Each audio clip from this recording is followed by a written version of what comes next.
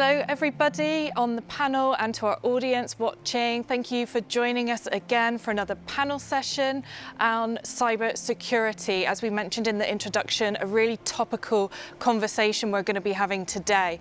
Just the housekeeping rules once again, that'll be the last time from me.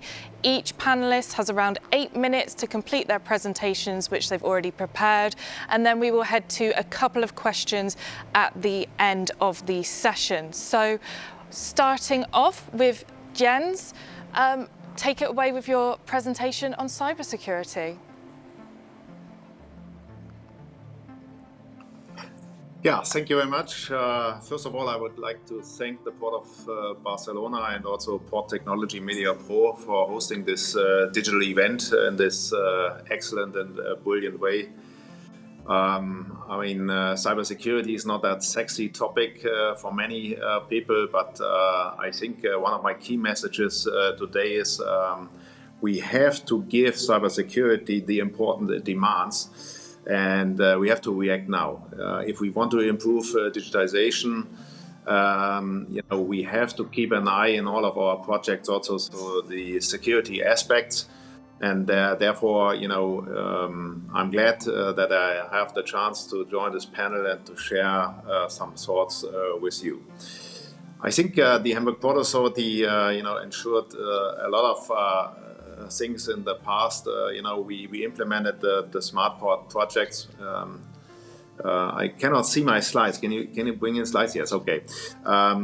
We implemented a lot of Smart Port projects, and we always ensured that we implemented also cybersecurity technology, and we try to use from the marketing aspect, we call it artificial intelligent products. But in my words, sometimes I call it intellectual property products, which are able to learn, out of the attacks. And one of my buzzwords I would like to stress at the very first beginning is we try to ensure that we name it digital trust and not cybersecurity. That is, for me, very important to point out. So we have to ensure digitization and security go hand in hand. The next slide, please. When you look at the studies, the risk for cybersecurity attacks, we figured out, there are implemented IT solutions with a value of more than $500 million during the next 5 years. And when you look at the risk which is figured out, the incidents and the risk management cyber incidents, have reached already the top level, and they are ahead of natural crises, high water seasons, hurricanes, and so on.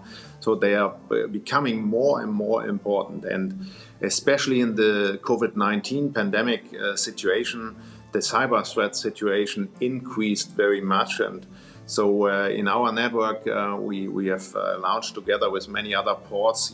We kept an eye on that topic for a long time, and now, especially in the pandemic situation, we see that it was a good idea to raise that topic very early.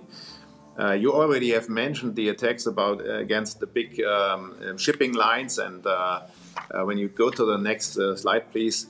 You see many of the attacks when you put that in a list, ransomware attacks and advanced persistent threats, APT threats are the most important attacks we have seen. Manipulation of electronic C cards is another danger for us. We keep an eye on, and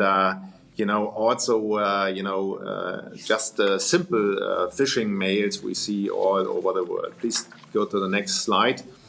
When you see the nature of the cyber attacks during the last 12 months, you see phishing mails and ransomware were on the top hit rate, but also some others. I don't want to go through all of them.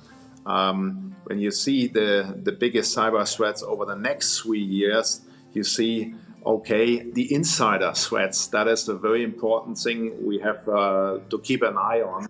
The distrusted users. Therefore, we need very, very intelligent solutions. And when you go, please, to the next slide, Digital trust, how I like to name it, is, protection starts with the people. We have to train our staff, not just the IT staff, all the people who are working in the port, who are employed with us. And then, we have to manage this kind of cyber risk to use the full advantage of digitization. We are dependent on digitization to increase our competitiveness in ports, but also in other industries and cities. But we have to manage the cyber risk, otherwise we will fail to use the advantages. What we're doing in Hamburg is, we do a lot of pen tests manually and so on.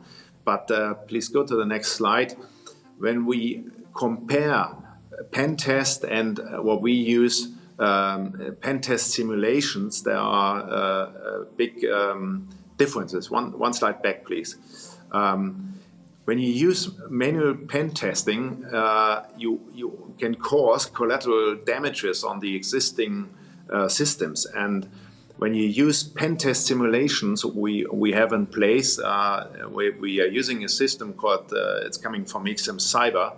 We simulate attacks. We try to find open doors before hackers and attackers find these open ways. And this you can use in a special way that you don't crash down your operational systems.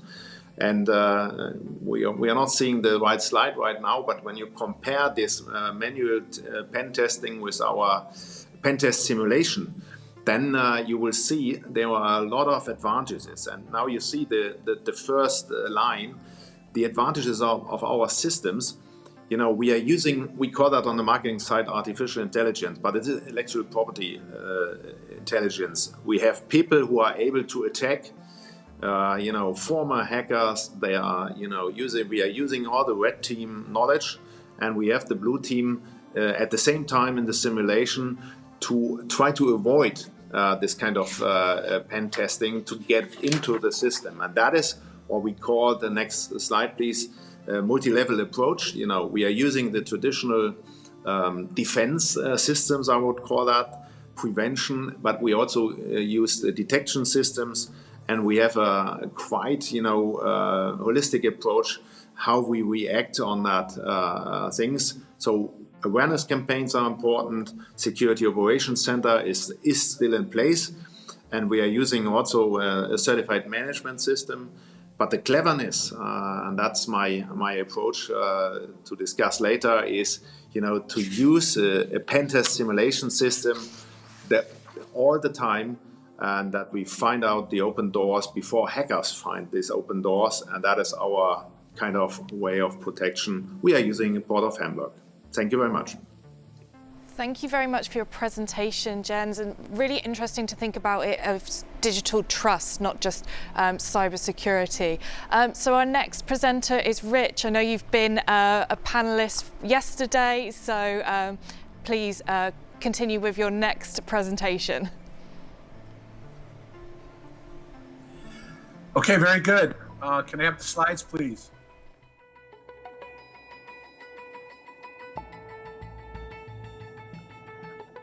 Next slide. Okay, just for quickly, those who weren't on the call yesterday or the session yesterday, I want to give you a little bit of a perspective about where I'm coming from. Since 2004, I've designed 4 high technology terminals in the United States. These terminals are automated. They are extensive users of technology. Essentially, they do not run if the technology does not run. This represents about $1.7 billion worth of investments, and certainly those investments need to be operating all the time or we have a big problem. Next slide. So I'm going to talk a little bit to make sure we're all in sync about the importance. I'm sure, as Jens mentioned, anytime you have a modern computer technology being applied to a business situation, it doesn't matter if it's people or government or businesses of any size, there's a risk. I tell people at times and sort of laugh a bit, the only cybersecurity situation you can guarantee is not a risk is an isolated computer sitting on a desk in a locked room, where there's nothing it can talk to. Then it's probably secure. if it's not that, then chances are you have a risk. Cybersecurity involves different risks based on the value profile of the entity.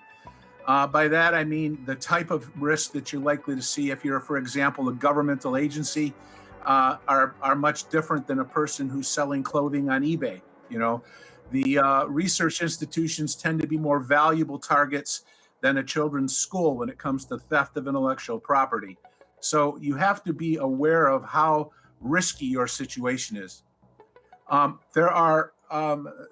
There's different kinds of attacks, obviously, that we have to be concerned about. There are random attacks. Those are scenarios where you don't really have anybody trying to attack you specifically. In Jen's case, you clicked on a phishing email, and all of a sudden there's somebody that put a payload together, and you could be as susceptible as anybody else. And this is all about either destroying things randomly or an attempt to collect money with ransomware. Targeted attacks are slightly different. It's the kind of things you read about where banks are affected or commercial sites, and the attempt is to steal personal identifiable information, social security numbers, credit card numbers, etc.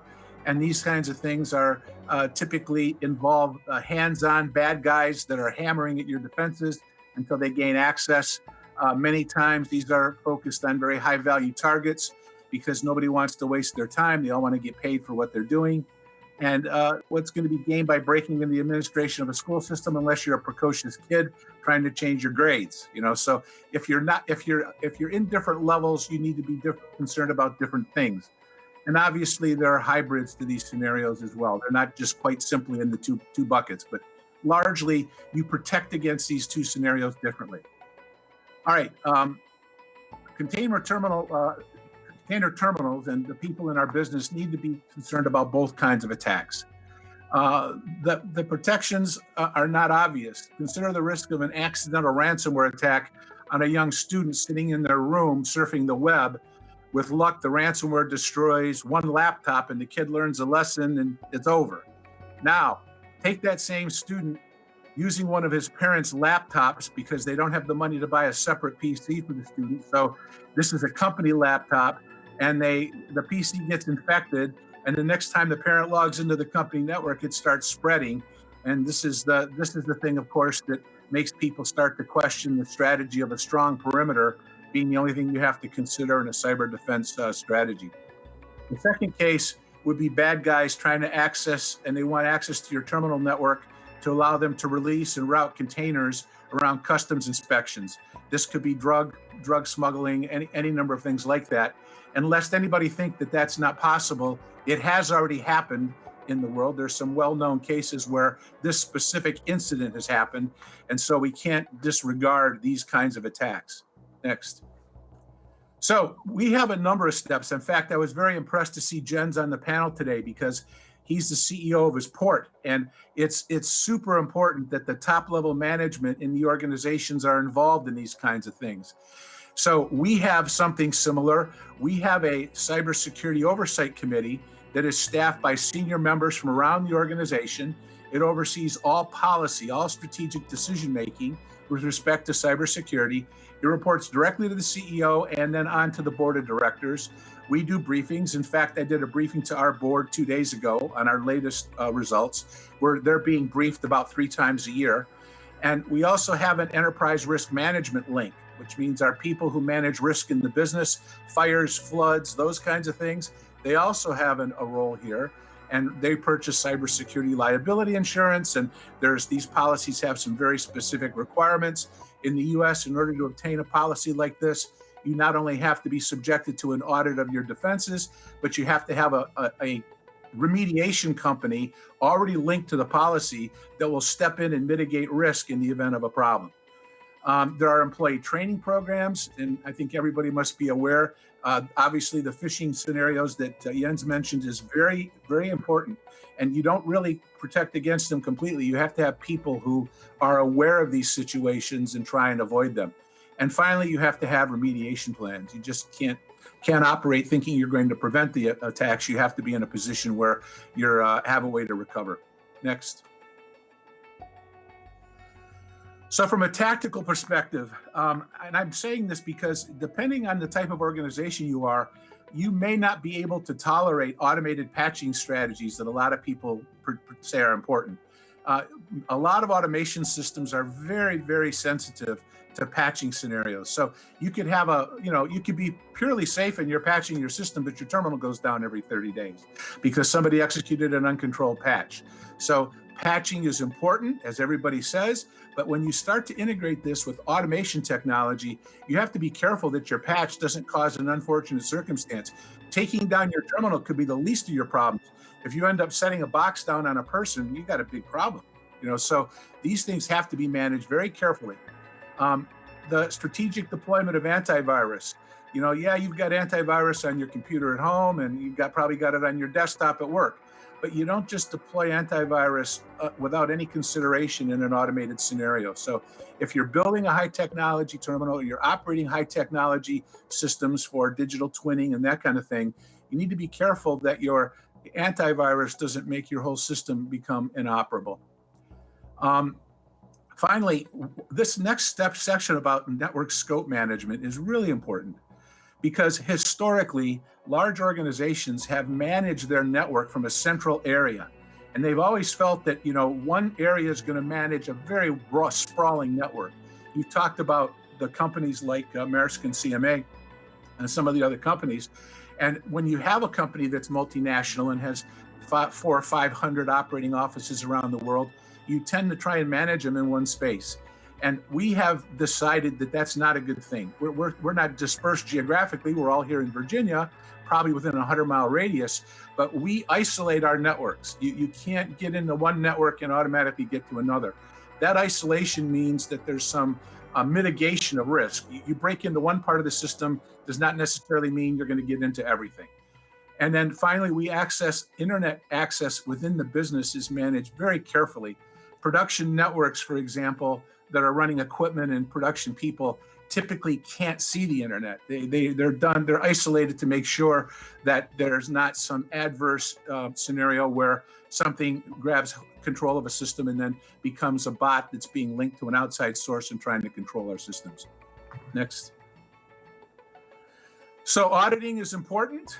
Jens mentioned is good. He mentioned penetration testing. I happen to be a big proponent. We audit desktops. Those are done typically as part of a financial analysis, and people want to know about patching and those kinds of things. We do tabletop exercises, which means we all get in a room and we create scenarios. We usually have them hosted by an outside cybersecurity specialist, and they create scenarios that get injected into a room. In a recent example here, we had the United States FBI, the United States Coast Guard, the United States Navy, our local police departments, and a bunch of our people in a room for half a day. And we went through a series of different scenarios. Who's calling who? What are you doing to fix this? And so on. They're usually very informative, and it's really good if you can get everybody in the area that is a stakeholder engaged in this. And then the last thing is penetration testing. And I sincerely think a lot of companies don't do this. And I can tell you it's really highly recommended. We haven't had the problem that Jens has mentioned. We usually have the penetration testers paired with people who make sure they don't hurt the business. And so they're not allowed to break things, but they are allowed to demonstrate access. And then we have to create an actionable item. And it's very hard for non-technical people to fully understand what this means, because the level of testing is very impressive. So penetration testing is the one I wanted to focus on, because I sincerely think this is an area that most people need to do if they don't already. There needs to be a formal scope assessment, not necessarily every building or site. Bigger scope means higher cost and disruption. We have run tests that run from as little as a week to 10 weeks. We have staff sizes of the penetration testers from 3 to 8 people on site full time. We pre-release all system details to them. So the penetration team gets handed all the IP addresses, all the firewall rules, everything about the site before they start. Our goal here is not to try and thwart the penetration testers, is to try and facilitate their work, because if they can find something, if these details are what prevent them from being effective, then all we've done is hurt our own ability to solve a problem.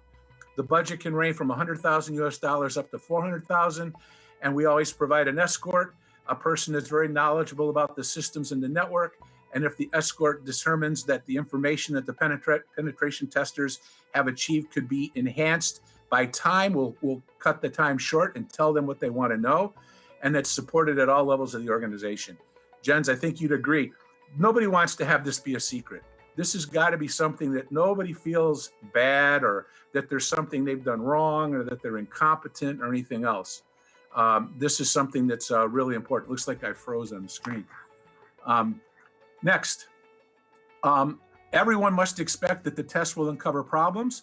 Prepare in advance, but do not be surprised when they find holes, because there's going to be holes.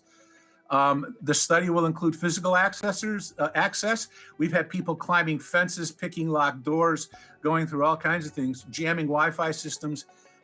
Listen and read the reports that they produce, but control access to the reports, because until you fix the problem, they're a blueprint on how to break into your business.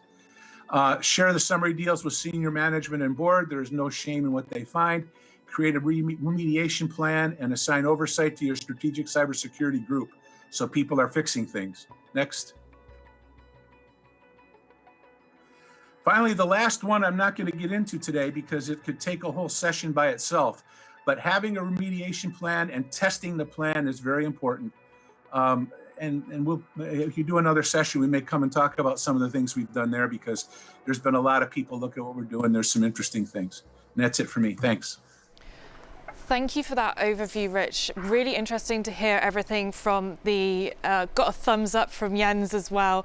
Really interesting to hear what the risks are and kind of what steps ports can take. I would imagine there's a lot of people watching, kind of considering this penetration testing you were talking about, and you went into so much detail, so that's really great. Thank you so much. So our next presenter is Roberto. A hard act to follow, I think, but we're looking forward to your presentation.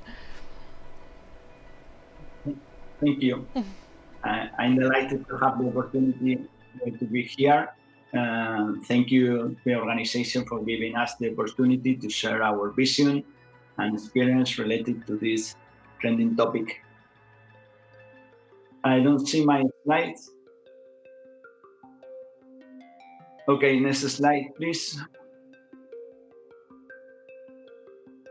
So firstly, let me share with you the phenomenon that we are living right now related to the digital ecosystem, because as you know, in this second or third wave of digital transformation, there are key elements like circular economy, sharing economy, zero-cost society, decentralization, and the concept of competition, where different companies are extending the range of products and services like never before in order to meet growing customer expectations. So these kind of companies, they are partnering with other companies in order to offer a new network of offerings and services. So the resulting ecosystems of business will define the new global digital economy.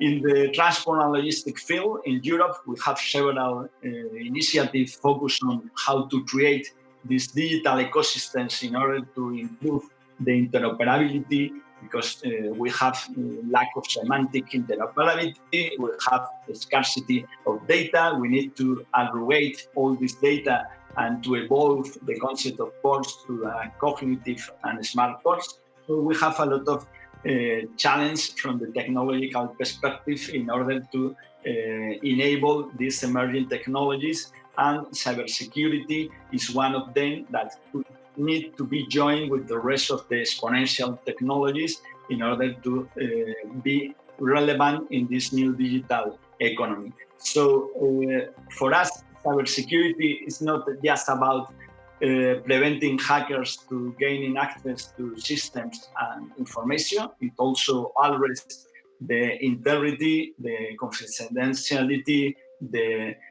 of systems and information, how to ensure the business continuity, and how to ensure the utility of the cyber assets. So in some occasions, we are facing that cybersecurity is more focused for the people on the technological perspective, But as my colleagues have mentioned in their presentations, we need to consider an holistic approach to cybersecurity.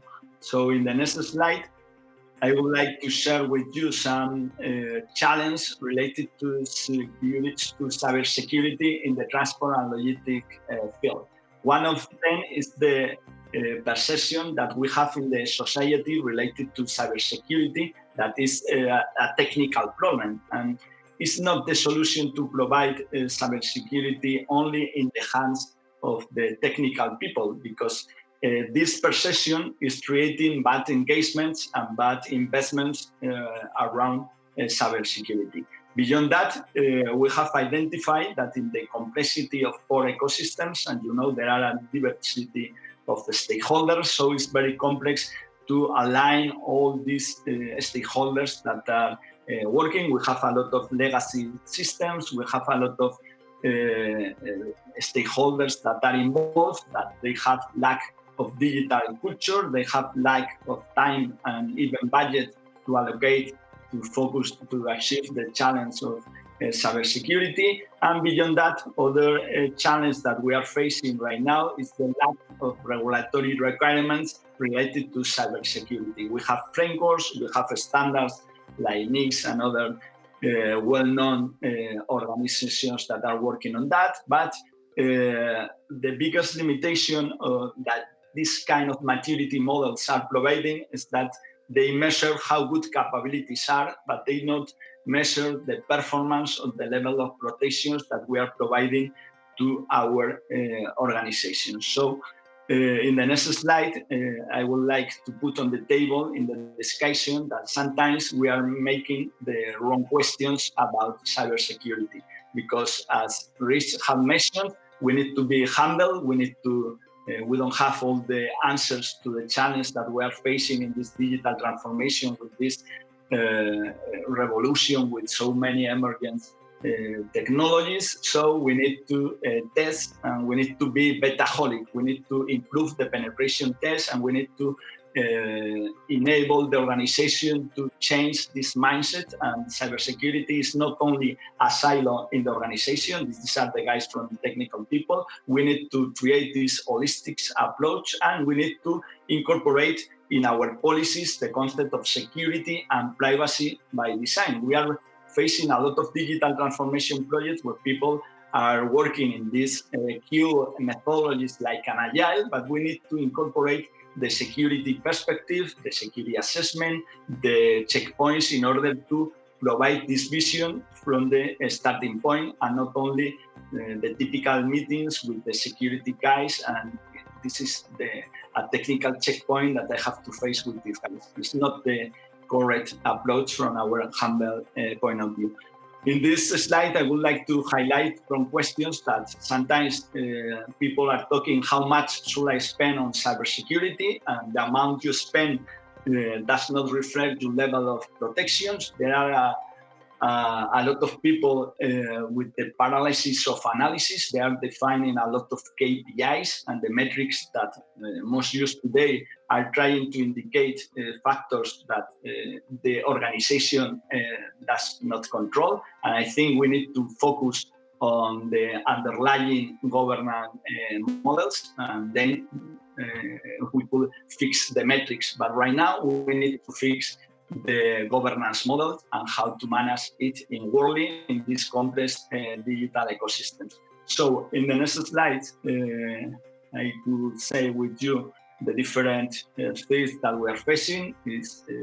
Cybersecurity is not only just a technological challenge, it is related to people, to processes, and even with physical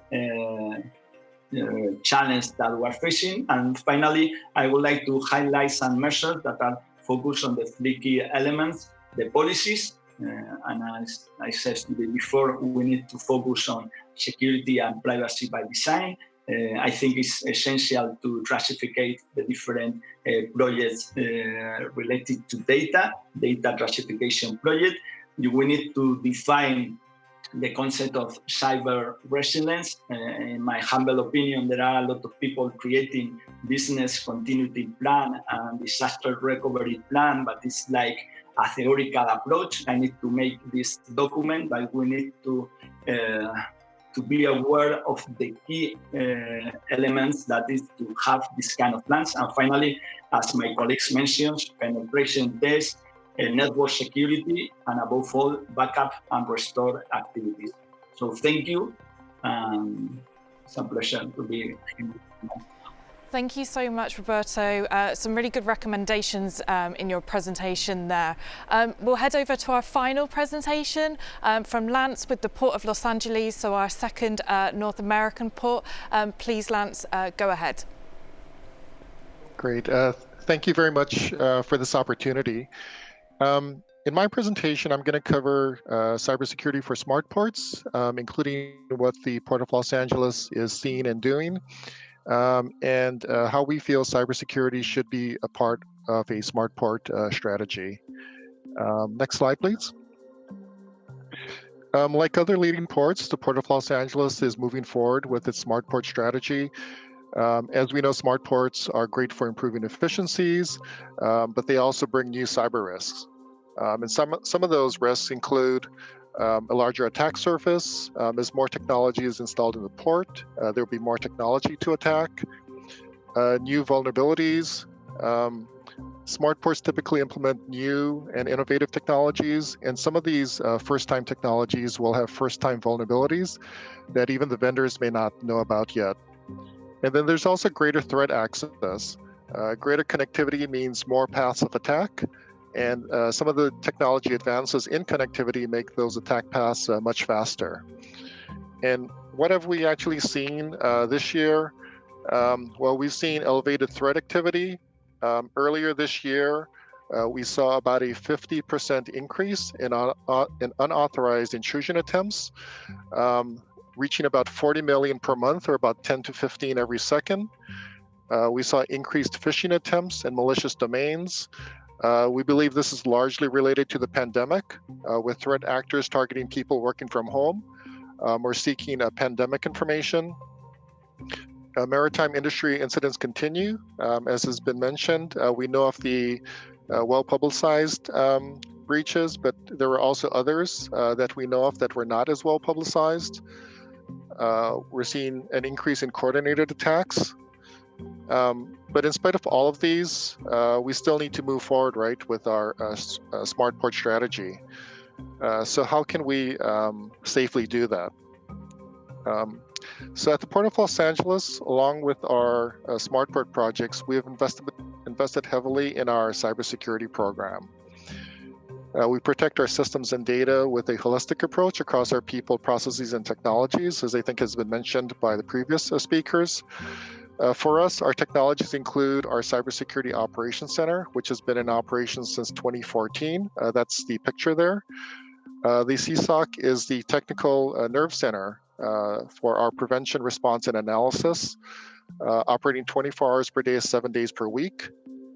Our processes include our ISO 27001 certification.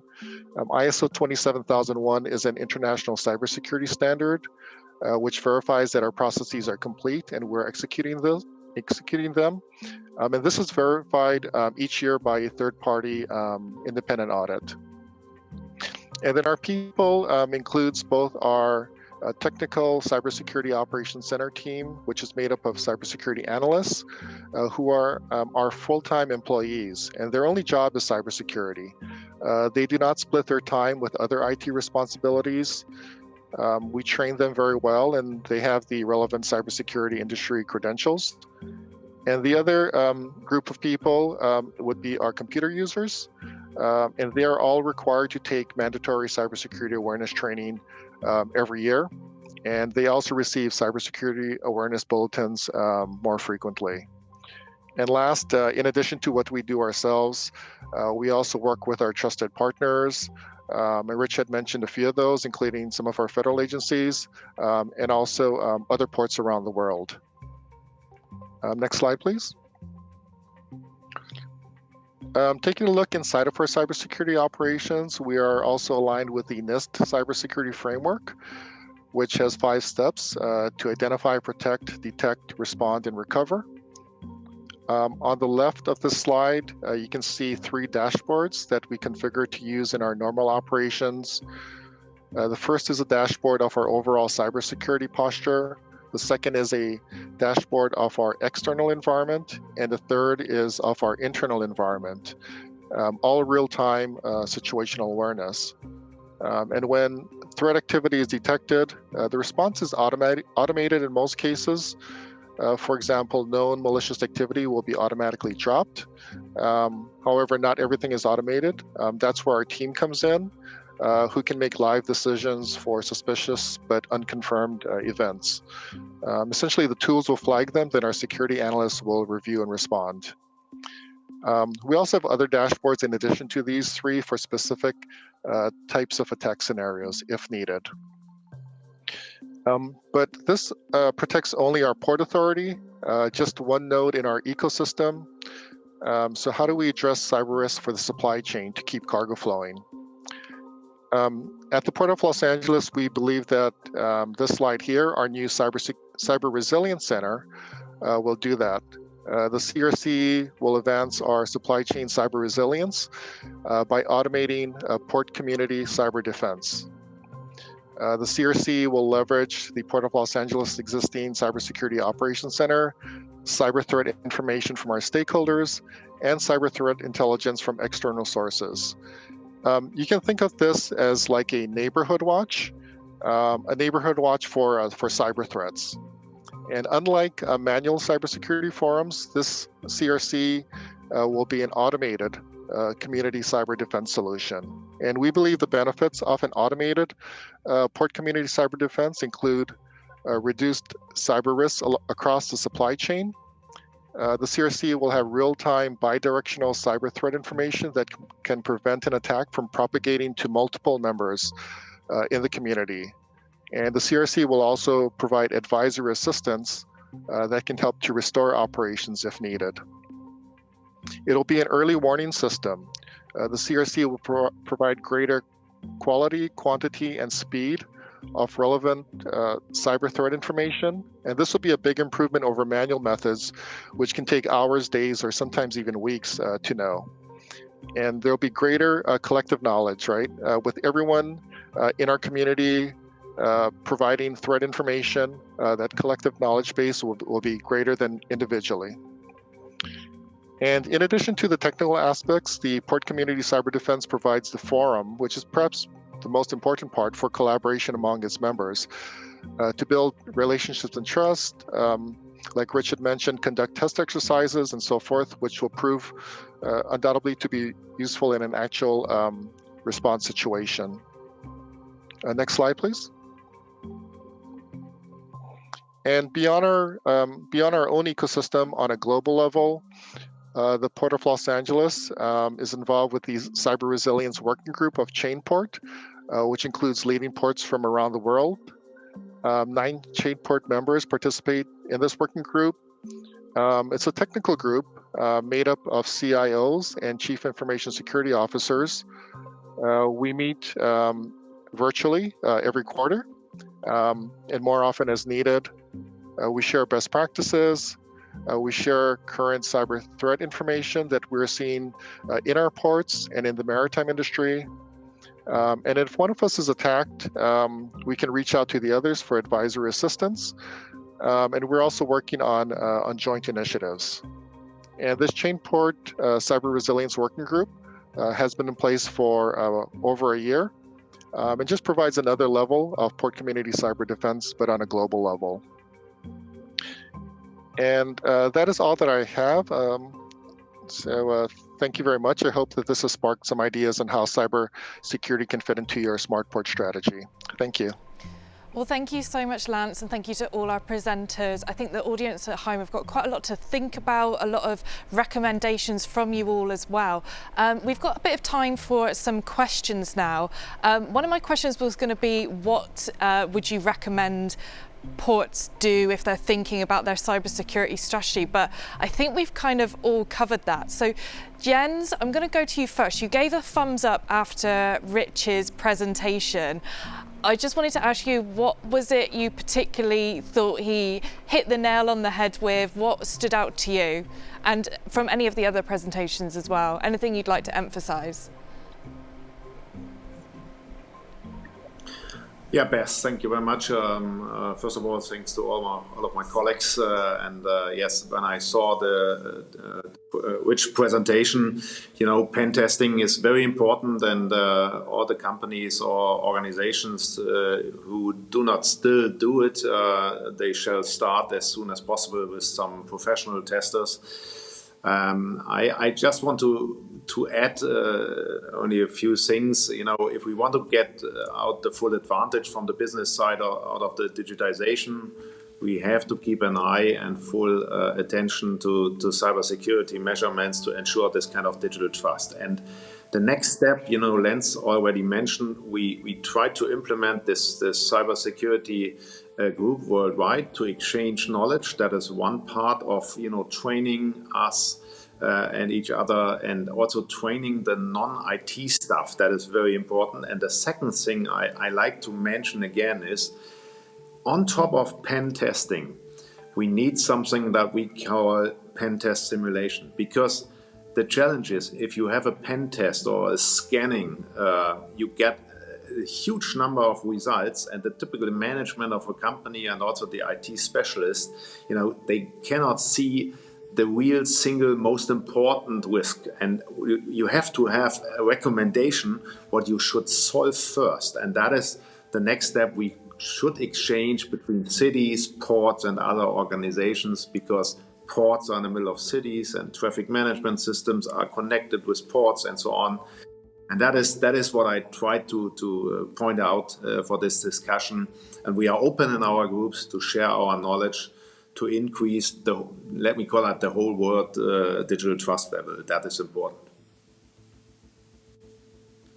Audience question for you, Jens, about that pen test simulation. Can you kind of just explain a little bit more about that, and maybe where our audience can find out some more information about a pen test simulation? Yeah, I always try to make it very simple. A typical thing in the pen test simulation is, first of all, with the scanning, you would find out, are the patches in place or not.